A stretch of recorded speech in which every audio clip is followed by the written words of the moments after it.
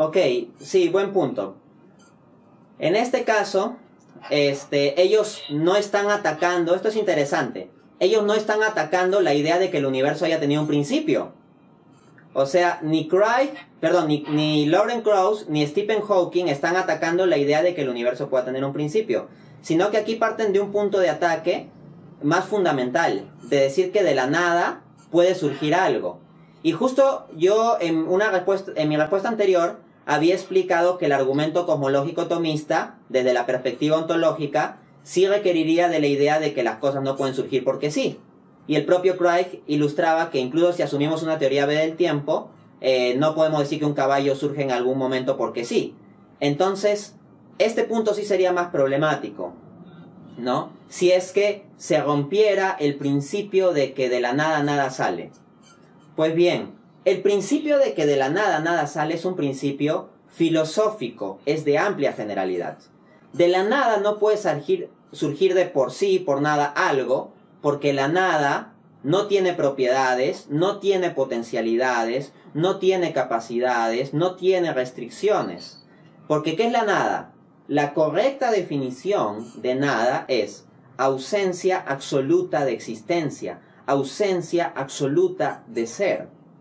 Pues bien, teniendo muy en claro la definición de la palabra nada, preguntémonos, ¿de qué nos están hablando Stephen Hawking y Lawrence Krauss? Y si revisamos el libro El Gran Diseño de Hawking, publicado en 2010, o revisamos la obra Universe from Nothing, es decir, Universo de la Nada, de Lawrence Krauss, y analizamos qué concepto de nada manejan ellos, ahí hay una gran falacia de equívoco. Porque resulta que cuando ellos dicen que el universo se creó de la nada, no se refieren a la nada filosófica de la que hablamos los teístas y cualquier filósofo en general, de ausencia absoluta de existencia, sino que confunden al vacío cuántico con la nada. Ahora bien, el vacío cuántico es una forma mínima y muy etérea de algo, pero es algo, y la diferencia entre ser algo y ser nada es infinita. Es como decir, la diferencia entre 0 y 1 no es una diferencia meramente cuantitativa, o la diferencia, para ponerlo más claro, entre 0 y 0.000001 no es una diferencia meramente cuantitativa, que uno es un poquito mayor que el otro, sino que si entendemos qué significan estos términos, es una diferencia cualitativa. ¿Por qué? Porque el 0 expresa la absoluta ausencia de cantidad. En cambio, 0.00001, aunque sea muy pequeña, ya expresa una existencia de cantidad. En ese contexto, el vacío cuántico inicial ya es dimensional y orientable. En consecuencia, tiene propiedades físicas y características físicas. No es la ausencia de toda realidad, ni siquiera la ausencia de realidad física. Es una realidad física mínima. En consecuencia, tanto Lawrence Krauss como Stephen Hawking están cayendo en un grave problema.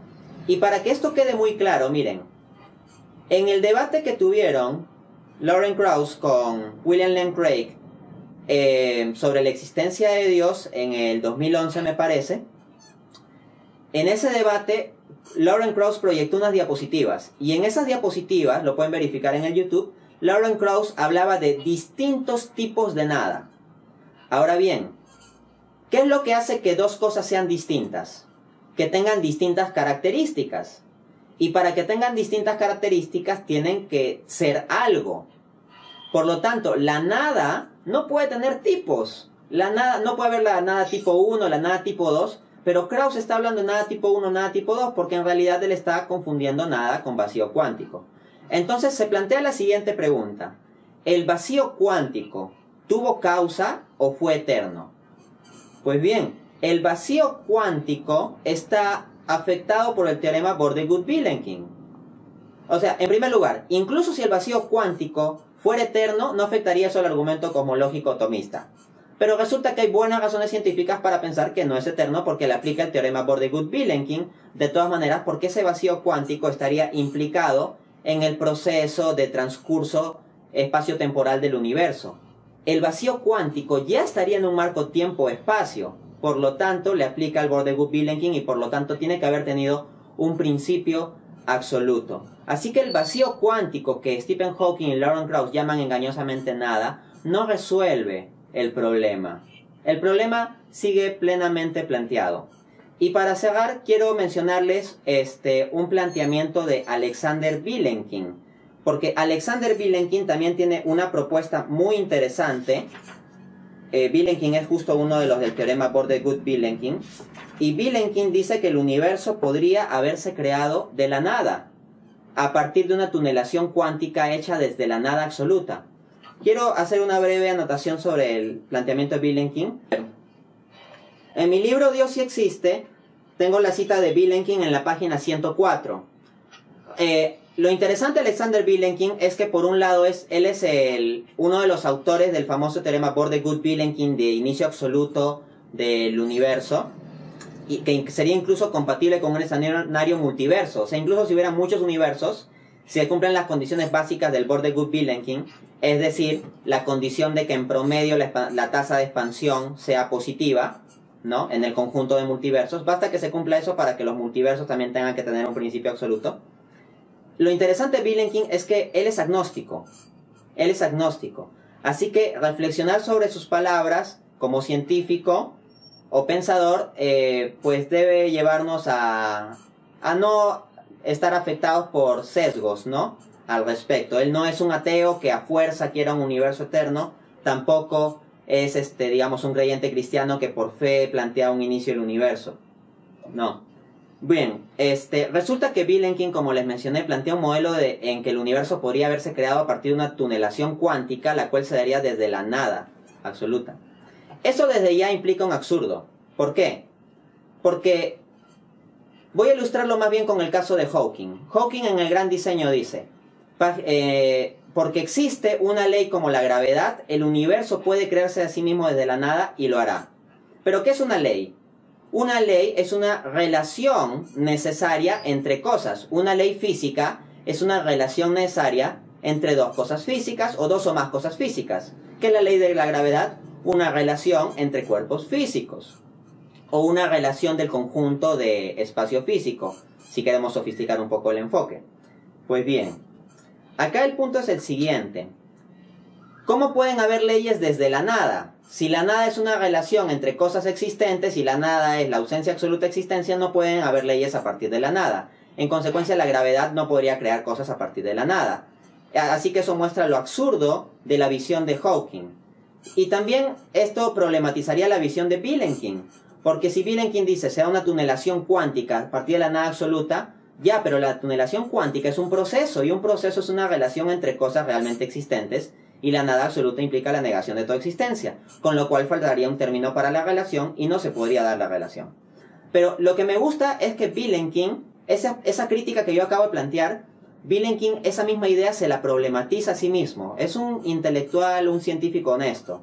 Él dice, abro cita, la imagen del efecto túnel a partir de la nada suscita otra cuestión intrigante. El proceso de tunelación está gobernado por las mismas leyes fundamentales que describen la evolución subsiguiente del universo. Se sigue que las leyes habrían de estar allí incluso previamente al universo. ¿Significa esto que las leyes no son meras descripciones de la realidad y que pueden tener existencia propia e independiente? Se pregunta Vilenkin. Continúo cita. En ausencia de espacio, tiempo y materia, ¿en qué tablillas podrían estar escritas? Las leyes se expresan en forma de ecuaciones matemáticas. Si el medium de las matemáticas es la mente, ¿significa esto que la mente habría de anteceder al universo? Fin de cita de Vilenkin. Me parece muy interesante porque, Vilenkin es muy honesto, muy inteligente en preguntarse. Vilenkin dice, ya, yo he planteado un modelo en que por un proceso de tunelación cuántica matemáticamente modelizado se puede surgir algo, el universo de la nada absoluta, ¿no? Ya planteé que eso incluso ya sería absurdo. Pero el propio Vilenkin es tan honesto que problematiza su visión y dice, ya, pero si todo esto es con las puras matemáticas, estas leyes matemáticas existen por sí mismas independientemente del tiempo, espacio, materia. Entonces Vilenkin dice, pero si existen, ¿no será que existen en una mente? Y si existen en una mente, entonces, ¿no podría ser posible que haya una mente que anteceda al universo? Entonces, resulta que, ¿cuál sería esa mente? Si hay una mente que comprende las matemáticas, se corresponde perfectamente con el concepto teísta de Dios. En consecuencia, incluso en el modelo de tunelación cuántica de Vilenkin, habría perfecto espacio para Dios. Esto resulta bastante interesante y pues me hace tener un gran respeto intelectual por Vilenkin.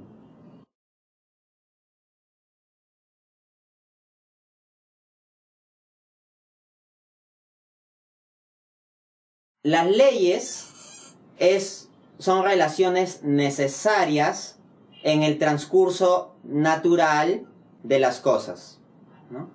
En el transcurso natural del espacio, tiempo, materia, energía. Eso no afirma ni niega la posibilidad de que sobrenaturalmente se puedan hacer excepciones o rupturas o utilizaciones de esas mismas leyes. Pero en términos naturales, las regularidades que se darían necesariamente serían las leyes. ¿De dónde provendrían? Por ejemplo, mi libro está escrito en español. Si uno lee la escritura de mi libro, el libro en cierto modo pues es evidencia que hay un autor, ¿no? Ahora bien, está en idioma español, porque es mi idioma, mi forma de escribir.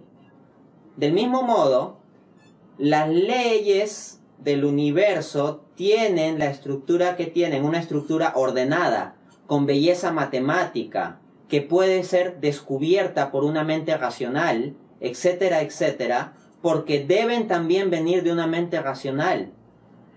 En cierto modo, el pensamiento humano, al buscar cazar las leyes del universo, está procurando entrar en la mente de Dios.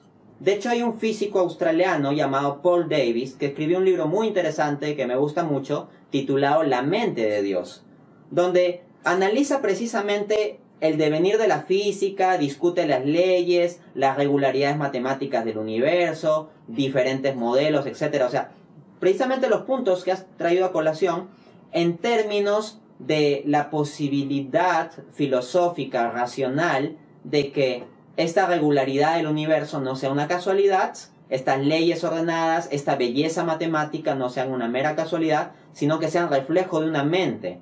Así como mi libro está escrito en español, en un lenguaje humano, con ciertas frases, con párrafos, con oraciones, es evidencia de que es producto de una mente humana.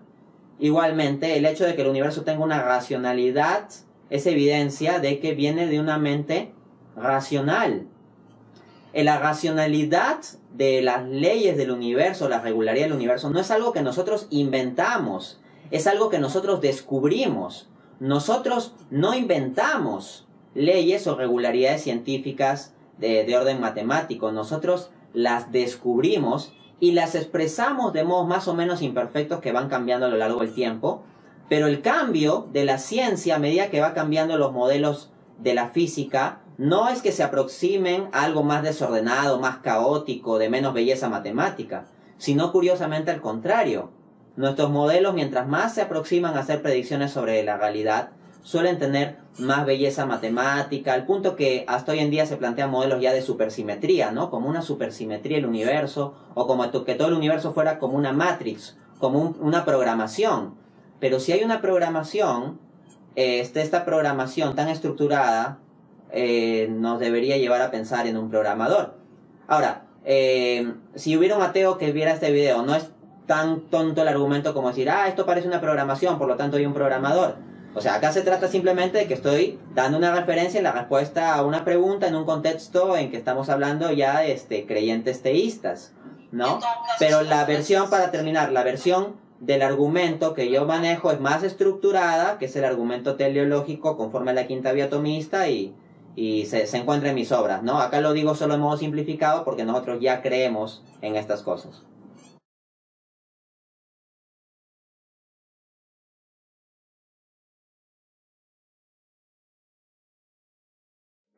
Ok, es que en realidad entonces lo que me estás pidiendo no es tanto la respuesta a la pregunta, sino sobre todo que dé una argumentación general que no dependa del teísmo, una argumentación que pueda convencer a un ateo o un agnóstico de por qué habría que pensar que las leyes se originan de algo trascendente al universo. Pues bien, el universo es el conjunto de materia y energía existente en el esquema espacio-temporal. Cuando hablo de universo, puede incluir incluso un modelo de multiverso, megaverso, etc. Es el conjunto de la realidad material.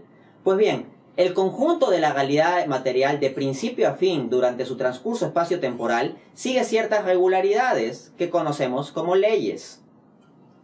Pues bien, estas regularidades no es que surjan en algún momento del tiempo y que antes no estaban, porque precisamente estas regularidades se basan en aplicar durante toda la existencia material de los entes materiales. En otras palabras, las leyes serían algo que permean toda la realidad material. Las leyes físicas serían omnipresentes en toda realidad física, lo abarcan. Por lo tanto, las leyes físicas no son un ente particular dentro de la realidad física como lo puede ser una mesa, una silla, un planeta. Las leyes físicas son una categoría abarcante. Pues bien, si son una categoría abarcante, no es coherente, no es racional explicarlas como algo dentro del universo. Yo puedo explicar el surgimiento de una mesa o de una silla en términos dentro del universo porque son entes particulares, no son abarcantes del conjunto de realidad del universo. En cambio, las leyes del universo no son entes particulares, sino al ser abarcantes, no es coherente explicarlas como algo más dentro del universo. Por lo tanto, tienen que ser explicadas de modo trascendente al universo. Y ahí tenemos dos opciones. Que existen porque sí, o sea, como entes ahí que rigen el universo porque sí, porque son como son y punto. O hay una mente ordenada detrás de estas leyes. Me parece que definitivamente la segunda es la alternativa más racional. Las leyes no pueden ser explicadas dentro del universo, en consecuencia tienen que ser explicadas fuera del universo. Si tienen que ser explicadas desde fuera del universo, no pueden ser algo material, porque ¿qué es el universo? La totalidad de lo material, la totalidad del espacio. Por lo tanto, las leyes del universo en sí mismas, consideradas en sí mismas, no pueden ser ni materiales ni espaciales.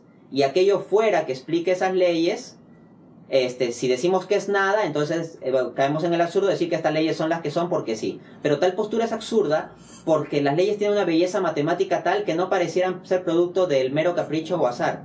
En consecuencia, ese algo más allá del universo tiene que estar no en un más allá espacial, porque el universo ya involucra todo el espacio, sino tendría que ser un más allá de la realidad física, de modo que de lo físico pasaríamos a lo metafísico. En suma, si queremos dar una explicación de las leyes que rigen el conjunto del universo, el conjunto de la realidad física, tenemos que apelar a algo más allá de la realidad física. En otras palabras, para entender la estructura general y de lo físico, se requiere abrirse a la posibilidad e incluso ir a la inferencia de lo metafísico.